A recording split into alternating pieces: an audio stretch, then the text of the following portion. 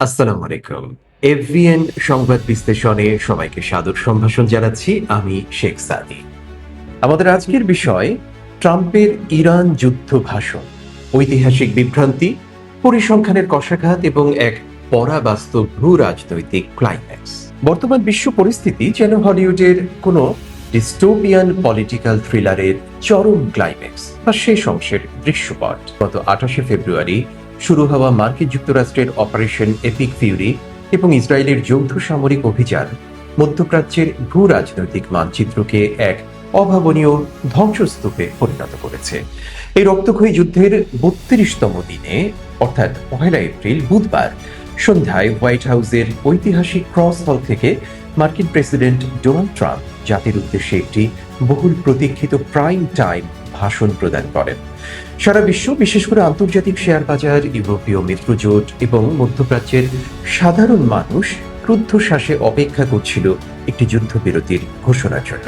কিন্তু মাত্র 19 মিনিটের এই সংক্ষিপ্ত ও বিভ্রান্তিকর ভাষণে ট্রাম্প এমন কিছু মন্তব্য করেছেন যা বিশ্বের শীর্ষস্থানীয় বুদ্ধিজীবী, সাংবাদিক এবং ভূ রাজনৈতিক বিশ্লেষকদের হতবাক করে দিয়েছে। যুক্তরাষ্ট্রের ইতিহাসে অনেক যুদ্ধই ভূকৌশলগত কারণে বা জাতীয় নিরাপত্তার তাগিদে সংঘটিত হয়েছে, কিন্তু বর্তমান ইরান যুদ্ধ যেন আন্তর্জাতিক সম্পর্কের প্রখ্যাত তাত্ত্বিক জন মেয়ারশাইমারের আক্রমণাত্মক বাস্তবতা বা অফেন্সিভ রিয়েলিজম তত্ত্বের এক বিকৃত রূপ, যেখানে কোনো কৌশলগত লক্ষ্য নয়, বরং একজন নেতার নিছক ব্যক্তিগত অহংকার বা ইগো বাঁচাতে একটি সার্বভৌম দেশের বিরুদ্ধে যুদ্ধ চালিয়ে যাওয়া হচ্ছে। আসুন প্রেসিডেন্ট ট্রাম্পের ভাষণের চুলচেরা বিশ্লেষণ, এর অন্তর্নিহিত গুরুত্বপূর্ণ এবং হাস্যকর বার্তা, ঐতিহাসিক মিথ্যাচার, পরিসংখ্যানগত বাস্তবতা এবং আন্তর্জাতিক বুদ্ধিজীবীদের সমালোচনার একটি বিস্তৃত চিত্র আলোচনা করা যায়।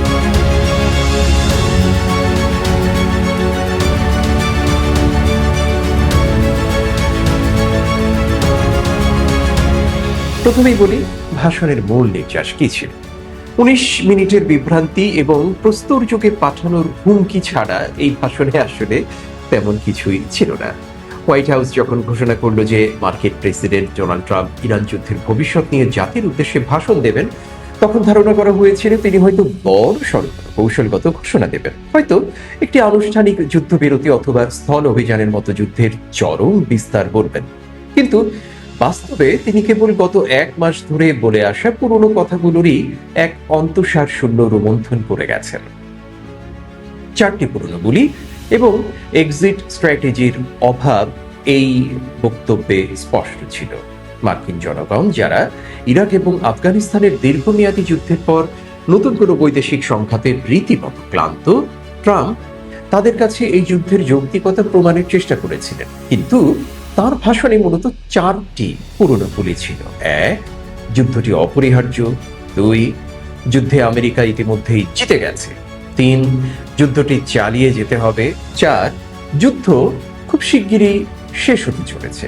যেমনটি তিনি গত 11ই মার্চও বলেছিলেন। যুদ্ধ কিভাবে শেষ হবে বা ইরানের সাথে ঠিক কি ধরনের চুক্তি তিনি চাইছেন তার কোনো বিস্তারিত বা বাস্তবসম্মত রূপরেখা তিনি দেননি। এবারে দেখা যাক মার্কিন যুক্তরাষ্ট্রের এই খ্যাপাটে প্রেসিডেন্টের এই বক্তৃতার বুদ্ধিবৃত্তিক সমালোচনা। মার্কিন রাজনৈতিক অঙ্গন এবং থিঙ্ক ট্যাঙ্কগুলো এই ভাষণের পর ট্রাম্পকে তুলোধুলো করেছে। সিনেটের সংখ্যালঘু নেতা চাক শুমার এই ভাষণটির তীব্র সমালোচনা করে বলেন, ইরান বিষয়ে ডোনাল্ড ট্রাম্পের কর্মকাণ্ড আমাদের দেশের ইতিহাসে অন্যতম বড় নীতিগত ভুল হিসেবে বিবেচিত হবে।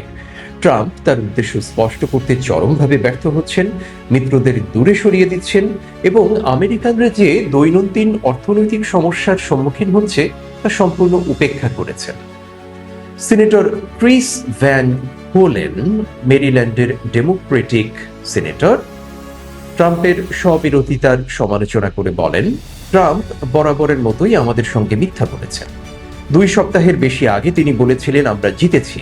যদি তাই হয় তাহলে আমরা এখনো সেখানে কি করছি? আমরা ট্রাম্পের কাছ থেকে আরো মিথ্যা ছাড়া আর কিছুই আশা করতে পারি না। এই বিভ্রান্ত লোকটি আমাদের দেশ এবং বিশ্বের জন্য চরম বিপজ্জনক। সাবেক মার্কিন পররাষ্ট্রমন্ত্রী অ্যান্টনি ব্লিংকেনের উপদেষ্টা মেলিসা টুফানিয়ান বলেন, ট্রাম্পের ভাষণের পর আমেরিকানরা আরো বেশি বিভ্রান্ত হয়েছেন। এই ভাষণ দেখে কোনো আমেরিকানই মনে করবে না যে এখানে পরিষ্কার কোনো পরিকল্পনা আছে, সুনির্দিষ্ট সময়সীমা আছে, বা আমরা আগের চেয়ে বেশি নিরাপদ। জর্জ ওয়াশিংটন ইউনিভার্সিটির মিডল ইস্ট পলিটিক্সের সহকারী অধ্যাপক সিনা আজদি আল জাজিরাকে দেওয়া এক সাক্ষাৎকারে বলেন, আমি মনে করি না এই ভাষণের কোনো নির্দিষ্ট অর্থ ছিল। তিনি আসলে কি বোঝাতে চেয়েছেন এবং কি অর্জন করতে চেয়েছেন তা বুঝতে আমি সম্পূর্ণ ব্যর্থ হয়েছি। এটি কেবল তার অতীতের কথাগুলোরই পুনরাবৃত্তি। একইভাবে কুইন্স ইনস্টিটিউটের এক্সিকিউটিভ ভাইস প্রেসিডেন্ট ত্রিতা পার্সির সমালোচনা ছিল আরও তীব্র। তিনি বলেন, আমি এতে নতুন বা কৌশলগত কিছুই পাইনি। এটি মূলত গত 30 দিনে তিনি যতগুলো টুইট করেছেন আমি একটি ক্রমান্বয়িক বা ক্রোনোলজিক্যাল সারসংক্ষেপ মাত্র। বেসামরিক অবকাঠামো ধ্বংসের প্রকাশ্য হুমকি দিয়েছেন ট্রাম্প তার এই ভাষণে। হ্যাঁ, ভাষণের সবচেয়ে ভয়ঙ্কর দিকটি ছিল ইরানকে স্টোন এইজ বা প্রস্তর যুগে পাঠানোর হুমকি। তিনি সদর্পে ঘোষণা করেন যে আমেরিকা ও ইসরায়েলের প্রধান কৌশলগত লক্ষ্যগুলো প্রায় অর্জিত এবং মার্কিন বাহিনী ইরানের নৌবাহিনী ও বিমান বাহিনীকে সম্পূর্ণরূপে নিশ্চিহ্ন করে দিয়েছে। কিন্তু ঠিক পরের মুহূর্তেই তিনি এক ভয়াবহ হুমকি দিয়ে বলেন, আগামী 2 থেকে 3 সপ্তাহের মধ্যে আমেরিকা ইরানে চরম কঠোর হামলা চালাবে।